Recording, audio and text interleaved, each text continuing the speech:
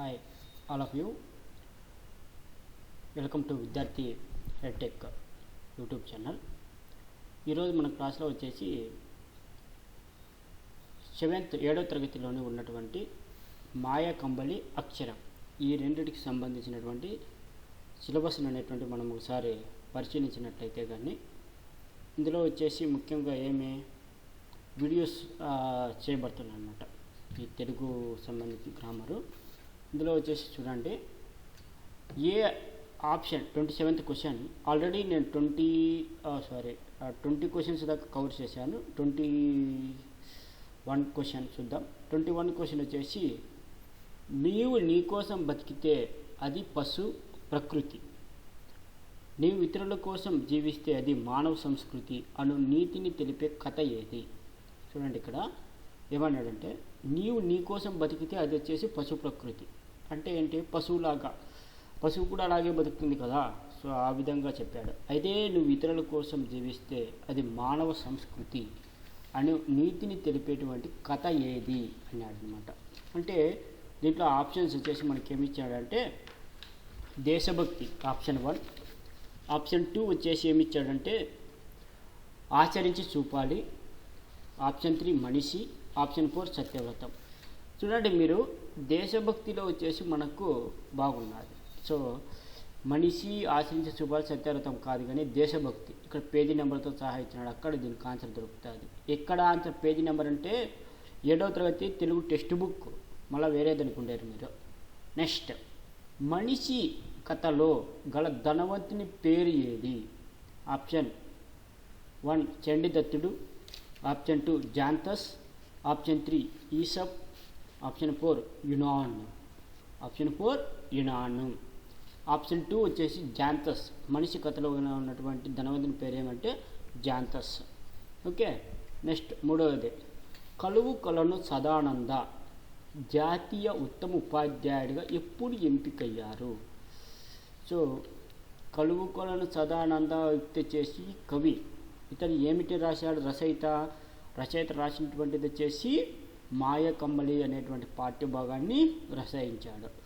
So మరి ఇతని గురించి ఇంట్రడక్షన్లో వచ్చేసి మనకు కలువు కొలను సదానంద జాతీయ ఉత్తమ ఉపాధ్యాయుడిగా ఎప్పుడు ఎన్నికయ్యాడు అనేది అడిగాడు. 1992, 1976, 1966, 1982. కరెక్ట్ ఆన్సర్ వచ్చేసి 1992. కలువు కొలను సదానంద రాసిన ఏ నవలకు కేంద్ర సాహిత్య బాల సాహితీ అవార్డు లభించింది? ఆప్షన్ 1 నీతి కథా మంజరి, ఆప్షన్ 2 చల్లని తల్లి, ఆప్షన్ 3 అడవి తల్లి, ఆప్షన్ 4 పరాగభూమి. ఆన్సర్ వచ్చేసి అడవి తల్లి. నెక్స్ట్, బంగారు నడిచిన బాట నవల రచయిత ఎవరు? బంగారు నడిచిన బాట నవల రచయిత ఎవరు?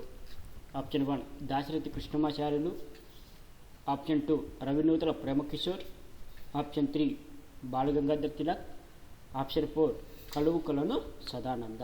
బంగారు నాడిచిన బాట నవల రచయిత ఎవరంటే కలువు కొలను సదానంద. నెక్స్ట్, అద్భుతం ఆశ్చర్యాన్ని పుట్టిస్తుంది, ఆనందాన్ని కలిగిస్తుంది, ఊహాశక్తిని పెంచుతుంది, తార్కిక ఆలోచనను కలగజేస్తుంది, ప్రవర్తనలో మార్పు తీసుకువస్తుంది. ఇలాంటి లక్షణాలను విద్యార్థులలో జానపద కథ ద్వారా పెంపొందించడమే ఉద్దేశంగా గల పాఠ్యాంశం ఏది? అంటే ఒక అద్భుతం అనేది ఆశ్చర్యాన్ని పుట్టిస్తుంది, అలాగే ఆనందాన్ని కలిగిస్తుంది, ఇమాజినేషన్ శక్తిని పెంచుతుంది, తార్కిక ఆలోచనను కలగజేస్తుంది, అలాగే ప్రవర్తనలో మార్పు కూడా తీసుకువస్తుంది. ఈ లక్షణాలు ఏ లెసన్లో ఉన్నాయి? మాయా కంబళి, ఆప్షన్ 2 చిన్ని శిశువు, ఆప్షన్ 3 అక్షరం, ఆప్షన్ 4 మర్రి చెట్టు. సో దీనికి కరెక్ట్ ఆన్సర్ వచ్చేసి మాయా కంబళి.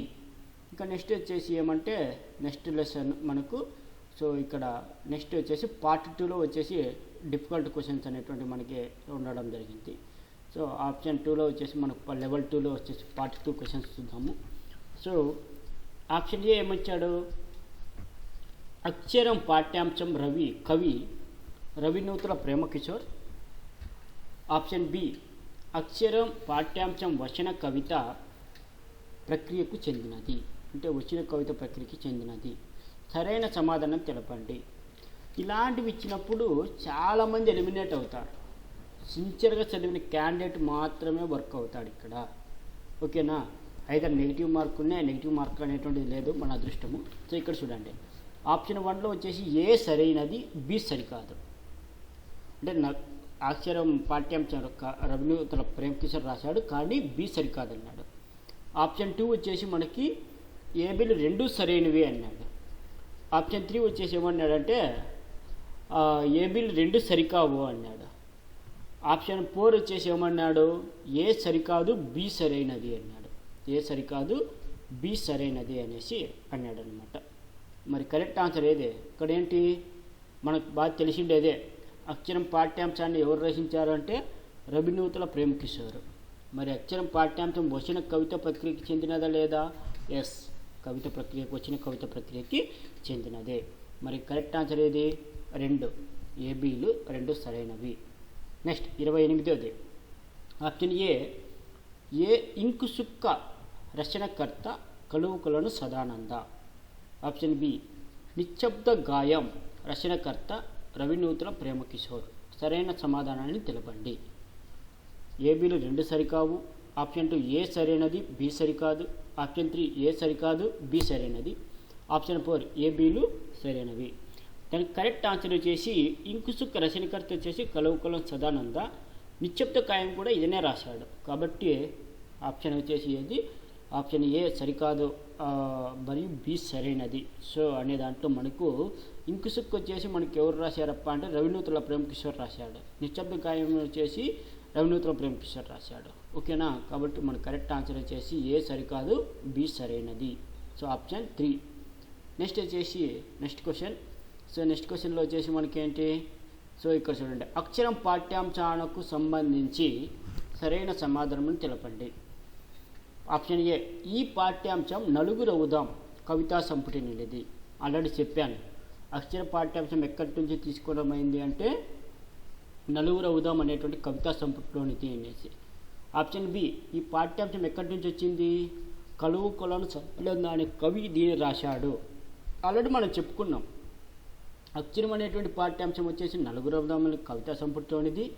కానీ రచించినటువంటి రచయిత ఎవరు అంటే రవినూతల ప్రేమకిషోర్. కాబట్టి కరెక్ట్ ఆన్సర్ ఏది? ఇప్పుడు ఏ సరైనది, బి సరికాదు. ఏ సరైనది, బి సరికానది, కాబట్టి ఇది రాంగ్, తప్పు.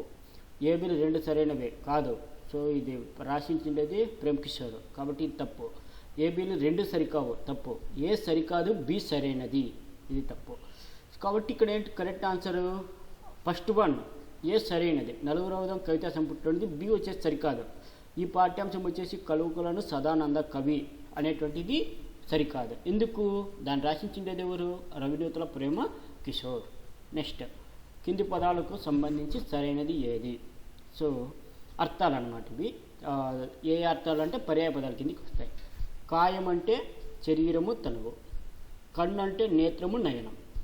సో ఇక్కడ చూస్తే కనుక మనకు కింది పదాలకు సంబంధించి ఆప్షన్ 1 ఏబీలు 2 సరికావు.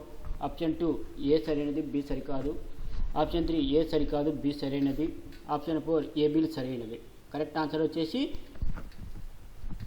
డి, 4th ఆప్షన్, ఏబీలు 2 కూడా సరైనవి. నెక్స్ట్ 31ది. 31వ దాంట్లో అంబా వికృతి రూపం అమ్మ, ముద్ర వికృతి రూపం ముద్ర. సరైన సమాధానాన్ని గుర్తించండి. ఏ సరికాదు, బి సరైనది. ఏబీలు సరైనవి, ఏబీలు సరికావు.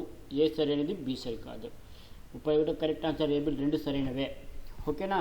నెక్స్ట్ 32 ఆప్షన్ ఏ ఏమి ఇచ్చారంటే స్టేట్మెంట్ ఏ అచ్చులను స్వరాలు, ప్రాణులు, నాదాలు అంటారు. ఆప్షన్ బి దుర్యోధనుడు ఎక్కడ, దుర్యోధనుడు ప్లస్ ఎక్కడ, ఉత్వసంధిది. ఏవి దీంట్లో సరైన సమాధానం అన్నాడు. ఆప్షన్ ఫస్ట్ 1 వచ్చేసి ఏ సరైనది, ఏ సరైనది, బి సరికాదు. ఏబీలు 2 సరికావు, ఏబీలు 2 సరైనవి. ఏ సరికాదు, బి సరైనది. సో కరెక్ట్ ఆన్సర్ వచ్చేసి ఏంటి? సో అచ్చులను వచ్చేసి మనం స్వరాలు కానీ ప్రాణులు, నాదాలు అంటాం. దుర్యోధనుడు వచ్చేసి దుర్యోధనుడు, నుడు, ఉ ప్లస్ ఏ, ఉత్వసంధి. సో కాబట్టి ఇది రెండు కూడా సరైనవి. ఆప్షన్ 32వ దానికి option 3 correct. Next, కలువు Kolanu Sadananda రచనలకు సంబంధించి ఈ కింది వాటిలో సరైనది ఏది? సో ఆయన 2010లో అడవి తల్లి పిల్లల నవలకు కేంద్ర సాహిత్య బాల సాహిత్య అవార్డు లభించింది. నెంబర్ 1. నెంబర్ 2, 1966లో బంగారు నడిచిన బాట నవలకు ఆంధ్రప్రదేశ్ సాహిత్య అకాడమీ అవార్డు లభించింది. సో కాబట్టి ఇప్పుడు మనకు వచ్చేసి ఏంటి కరెక్ట్ ఆన్సర్? అరే ఆప్షన్స్ ఇచ్చాడు. ఆప్షన్ 1 ఏమిచ్చాడు? ఏ సరైనది, బి సరికాదు. ఆప్షన్ 2 వచ్చేసి ఏబిల్ 2 సరైనవి. ఆప్షన్ 3 వచ్చేసి ఏబిల్ 2 సరికావు. ఆప్షన్ 4 వచ్చేసి ఏ సరికాదు, బి సరైనది. ఏ సరికాదు, బి సరైనది. సో దీని కరెక్ట్ ఆన్సర్ ఏమి? ఏ సరైనది, బి సరికాదు. సో అడవి తల్లి పిల్లలకు వచ్చేసి కేంద్ర సాహిత్య అకాడమీ అనేది వచ్చింది, కానీ బి అనేటువంటి దీనికి సరికాదనమాట. ఓకేనా? సో నెక్స్ట్ 34వది, అక్షరం అంటే చరం కానిది. దీని తత్పురుష సమాసం. ఆప్షన్ బి, దేశ సమైక్యత, దేశం కొరకు సమైక్యత అనేటువంటిది చతుర్థి తత్పురుష సమాసం. సో ఇక్కడ ఏంటంటే 34వది ఏబిల్ 2 సరైనవే. అక్షరం అంటే చరం కానిది. ఇందులో ఏంటి వ్యతిరేకార్థాన్ని మనం సూచిస్తున్నది కాబట్టి అది వచ్చేసి తత్పురుష సమాసం అవుతుంది. కరెక్ట్. దేశ సమైక్యత, దేశం కొరకు సమైక్యత, కొరకున్ కై పట్టి అనే దాంట్లో వచ్చేసి మనకి కొరకున్ కై అనేది చతుర్థి సమాసం, తత్పురుష సమాసం. సో కాబట్టి మనకి ఇక్కడ వచ్చేసి ఏబిల్ 2 కూడా సరైనవే. నెక్స్ట్ 35వది, ఏ మాయాకంబళి పాఠ్యాంశం జానపద కథా ప్రక్రియకి చెందినది. నెక్స్ట్, అక్షరం పాఠ్యాంశం చదువులోని విశిష్టత ఇతరితంగా కలదు. సో ఆప్షన్ 1 వచ్చేసి మనకి ఏబిల్ 2 కూడా సరికావు. ఆప్షన్ 2 ఏ సరైనది, బి సరికాదు. సో ఏ వచ్చేసి దానికి సరైనది, బి సరికాదు. ఆప్షన్ 3 ఏ సరికాదు, బి సరైనది.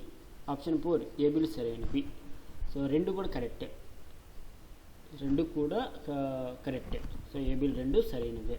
సో ఎందుకంటే జానపద కథకు సంబంధించినటువంటి కథ ప్రక్రియకు సంబంధించి కథ ప్రక్రియ వేరు. ఓకేనా? సో అందులో వచ్చేసి ఇది వచ్చిన కవిత ప్రక్రియకు వచ్చేసి అక్షరం సంబంధించింది. మాయకంబలి వచ్చేసి జానపద కథా ప్రక్రియకు సంబంధించినది. నెక్స్ట్ అక్షరం వచ్చేసి మనం పాఠ్యాంశంలో మనం ఆల్రెడీ చెప్పుకున్నాము. అదిలో వచ్చేసి మనం ఏం చెప్తుంది అంటే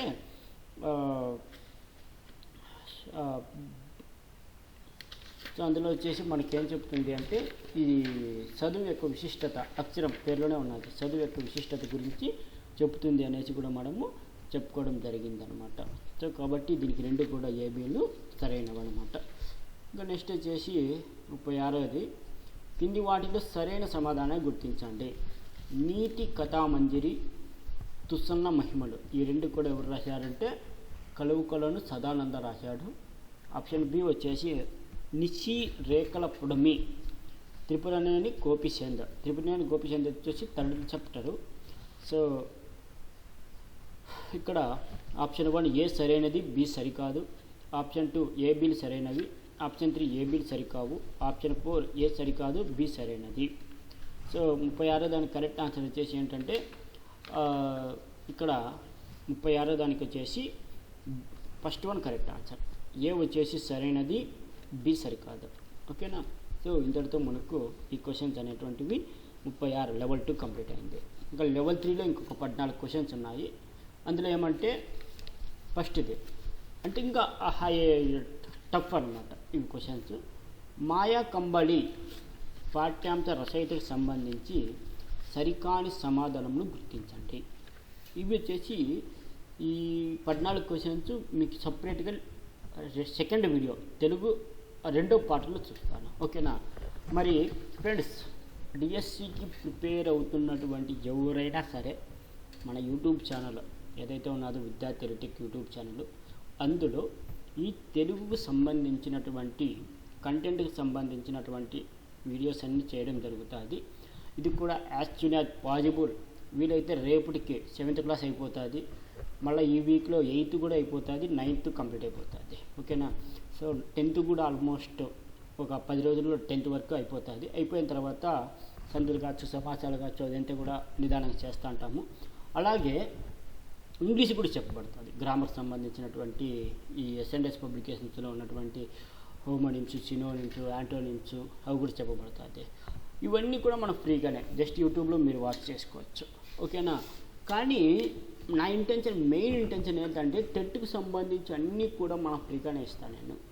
కానీ ఈ డిఎస్సికి సంబంధించి స్కూల్ అసిస్టెంట్ బయాలజీ చదువుతున్నటువంటి అభ్యర్థులకు మాత్రమే ఎస్ఎం బయాలజీ మెథడాలజీ క్లాసెస్ అనేటువంటివి మనకు online Zoom meeting live classes ఉంటాయి అన్నమాట.